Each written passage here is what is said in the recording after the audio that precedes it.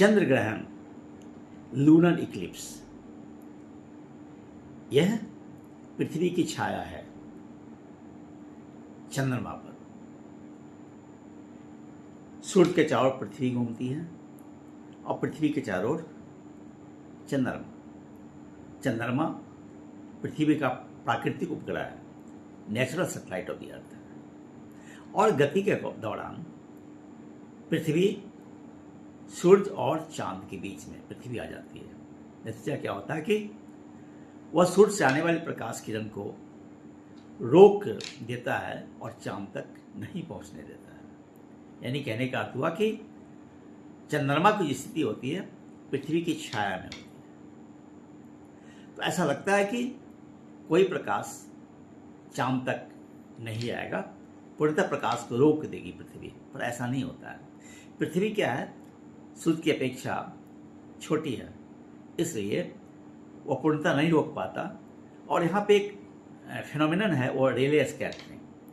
तो चांद तक जो प्रकाश पहुँचता है, चूँकि पूर्ण चंद्र ग्रहण को, टोटल लूनर इक्लिप्स को हम ब्लड मून भी कहते हैं। ब्लड मून इसलिए कहते हैं कि चांद इस दौरान वो क्या है, ब्लड के रूप में दिखता है, रेडिश होता है और कॉपर कलर्ड में दिखता है। इसका रीजन रेले स्कैटरिंग है। रेले स्कैटरिंग में क्या होता है, scattering of light varies as 1/λ4, where lambda is the wavelength of light. यानी कहने का अर्थ हुआ कि जैसे जैसे वेवलेंथ बढ़ेगा वैसे वैसे स्कैटरिंग का मान घटेगा। तो क्या है, वेवलेंथ सबसे कम होता है वायलेट का, ब्लू का, तो उसका स्कैटरिंग ज़्यादा होगा, रेड का स्कैटरिंग कम होगा।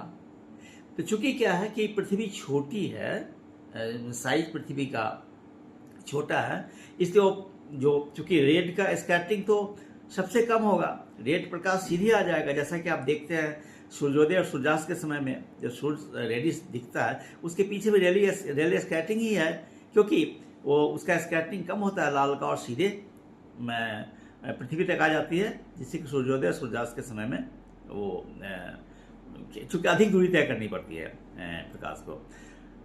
अब क्या है कि तो वो तो सीधे कुछ रेडियस लाइट आ गया, और फिर क्या होगा, ब्लू और वायलेट का क्या होगा, स्कैटरिंग ज़्यादा हुआ एटमॉस्फेरिक पार्टिकल की वजह से, और वो जो स्कैटर लाइट है वो भी चांद तक पहुंच जाता है। इसलिए वो क्या है, ब्लड टाइप की दिखता है। आप ये भी बात है कि हर एक जो है वो आपका जो ये जो चंद्र ग्रहण होता है वो अमावस्या के दिन होता है, फुल मून डे के दिन होता है। तो हर एक अमावस्या क्यों नहीं होता, उसका कारण क्या है, हर एक अमावस्या में सूर्य, पृथ्वी और चांद एक रेखा में नहीं आते, और साथ ही